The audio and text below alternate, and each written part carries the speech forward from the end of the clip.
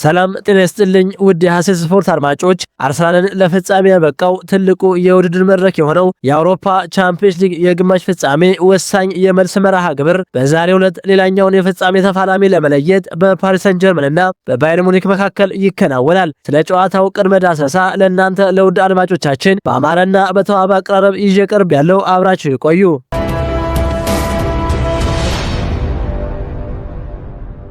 የባየር ሙኒክ የፊት መስመር ተጣማሪዎቹ ሃሪ ኬን፣ ሉዊስ ዲያዝ እና ማይክል ኦሊሴ በሀገር ውስጥ ውድድሮችና በአውሮፓ መድረክ አስደናቂ ጉዞ እያደረጉ ይገኛሉ። ይህ ጥምረት በዚህ የውድድር ዓመት ያስቆጠሯቸው ግቦች 100 የደረሱ ሲሆን የሪያል ማድሪዶቹ ኪሊያን ምባፔ፣ ቪኒሲየስ ጁኒየር እና ቫልቬርዴ በ71 ግቦች በሁለተኛነት ይከተላሉ። በቪሰንት ኮምፓኒ የሚመራው ባየር ሙኒክ በዚህ የውድድር ዓመት በቡንደስሊጋው ብቻ 116 ግቦችን ያስቆጠረ ሲሆን 4 ጨዋታዎች እየቀሩት የሊጉ ሻምፒዮን መሆኑ ይታወቃል።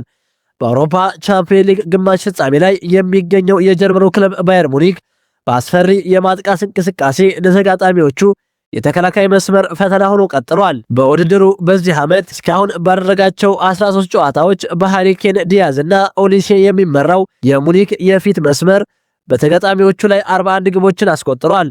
ባየር ሙኒክ ባለፈው ሳምንት በቻምፒየንስ ሊግ መድረክ በፒኤስጂ 5-4 በተሸነፈበት የግማሽ ፍጻሜ የመጀመሪያ ዙር ጨዋታ ሶስቱም ተጫዋቾች ግብ ማስቆጠራቸው ይታወሳል። በሁሉም ውድድሮች በጋራ በዚህ የውድድር ዓመት እስካሁን 100 ግቦችን ያስቆጠሩ ሲሆን ከዚህ ውስጥ 54ቱ ግቦች በእንግሊዛዊ ኮከብ ሃሪ ኬን የተቆጠሩ ናቸው። ባለፈው ክረምት በ75 ሚሊዮን ዩሮ የዝውውር ሂሳብ ሊቨርፑልን ለቆ ወደ ባየር ሙኒክ ያቀናው ኮሎምቢያው ኮከብ ሉዊስ ዲያዝ 26 ግቦችን ከመረብ አሳርፏል። 20 ጊዜ ኳስና መረብን ያገናኘው ፈረንሳይ ኮከብ ማይክል ኦሊሴ ከቀይ መስመር እየተነሳ ከሚያስቆጥራቸው ግቦች በተጨማሪ ያለቀላቸውን ኳሶች አመቻችቶ በማቀበል ወሳኝ ተጫዋች መሆኑን እያስመለከተ ይገኛል። ይህ የባየር ሙኒክ የፊት መስመር ጥምረት ከ10 ዓመታት ወዲህ በአንድ የውድድር ዓመት 100ና ከዚያ በላይ ግቦች በማስቆጠር ሶስተኛው ጥምረት ሆኗል። ከዚህ ቀደም በፈረንጆቹ 2015-2016 የውድድር ዓመት ሊዮኔል ሜሲ፣ ሉዊስ ዙዋሬዝ እና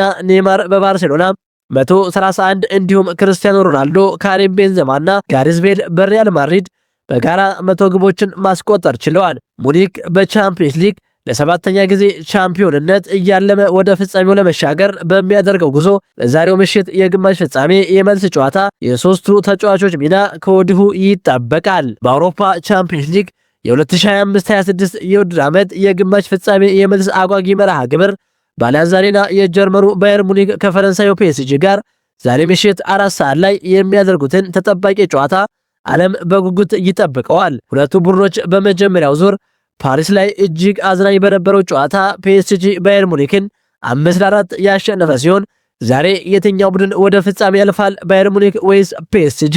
ለፍጻሜ ለመድረስ እየቀረው የአንድ ግብ ልዩነት ብቻ ሲሆን በፓሪስ 5-4 በሆነ ውጤት የተጠናቀቀው አስደናቂው ጨዋታ ዛሬ ምሽት የአሊያንዝ አሬና ስታዲየም ወደ እሳትነት ይቀየራል። ባየር ሙኒክ የታሪክ የበላይነትና የሜዳው ግርማ አለው። ፒኤስጂ ደግሞ በዓለም እግር ኳስ አስፈሪ የሆነውን የመልሶ ማጥቃት ብቃት ታጥቋል። አርሰናል ለፍጻሜው ተዘጋጅቶ እየጠበቀ ባለበት በዚህ ወቅት የብረት ያህል የጠነከረ ልብ ያለው ማን እንደሆነ ዛሬ እናያለን። ይህ ተራ የእግር ኳስ ጨዋታ አይደለም፣ የአውሮፓን ክብር የመቆጣጠር ፍልሚያ እንጂ። የሙኒኮቹ ግዙፎች ታሪኩን በቤታቸው ይቀይሩታል ወይስ ፒኤስጂዎች ተቺዎቻቸውን ዝም የሚያሰኙበት ዓመት ይሆናል? የጀርመኑ ክለብ ባየር ሙኒክ በውድድር ዓመቱ የሶስትዮሽ ዋንጫ ህልሙን ለማሳካት የሚያደርገውን ጉዞ ለማጠናከር የሚያደርገው ፍልሚያ ነው። ባየር ሙኒክ በዚህ የውድድር ዓመት አስፈሪ የፊት መስመር ጥምረት ያለው ቡድን መሆኑን በሁሉም ውድድሮች እያሳየ ይገኛል። የአምና የመድረኩ አሸናፊ ፒኤስጂ ለተከታታይ የውድድር ዓመታት ዋንጫውን ለማንሳት የሚያደርገውን ጉዞ አጠናክሮ ለመቀጠል ይፋለማል። ፒኤስጂ በውድድር ዓመቱ እስካሁን ድረስ በአውሮፓ ቻምፒየንስ ሊግ 43 ግቦችን ተጋጣሚዎቹ ላይ አስቆጥሯል። በዚህም በ2025-26 የውድድር ዓመት በመድረኩ በርካታ ግቦችን ተጋጣሚዎቹ ላይ በማስቆጠር ቀዳሚው ክለብ ነው። ዛሬ ምሽት 4 ሰዓት በአሊያንዝ አሬና የሚደረገውን ተጠባቂ ጨዋታ የ38 ዓመቱ ፖርቹጋላዊ ዳኛ ጆዋ ፔንሄሮ በመሃል ዳኝነት የሚመሩት ይሆናል። የሁለቱ ቡድኖች የድምር ውጤት አሸናፊ በፍጻሜው ከአርሰናል ጋር ይገናኛል።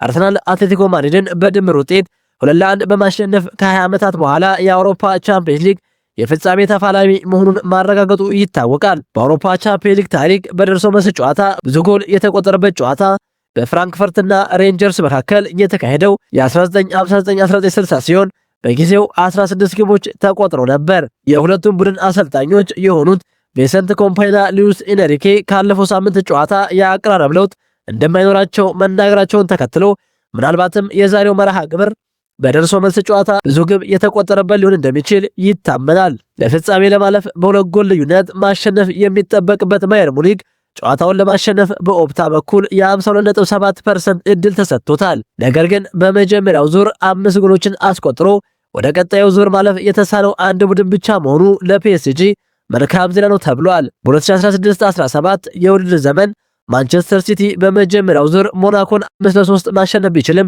በመልሶ ጨዋታ ተሸንፎ ከውድድሩ ውጭ ሆኖ ነበር። በያዝነው ዓመት የአውሮፓ ቻምፒየንስ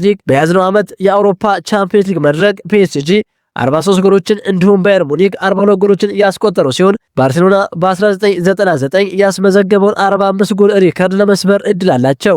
ከጨዋታው በፊት የባየር ሙኒክ አሰልጣኝ ቪንሰንት ኮምፓኒ የጨዋታው ጫና እንደማይሰማቸውና ስራቸውን ሰርተው በአግባቡ እንደሚተኙ መናገራቸው አነጋጋሪ ሆኗል። በሌላ በኩል የፔዦ አለቃ ሉዊስ ኤንሪኬ በበኩላቸው ባየር ሙኒክን እናደንቃለን፣ ነገር ግን የአድናቆት የተሻለ እንድንሆን ያደርገናል።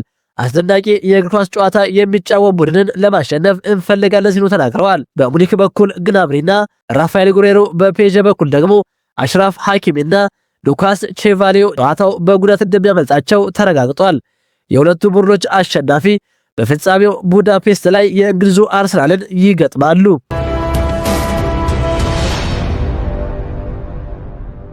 ክቡራን የሐሴት ስፖርት አድማጮች ለሰዓቱ የነበረን የስፖርት መረጃችን ይህን ይመስል ነበር።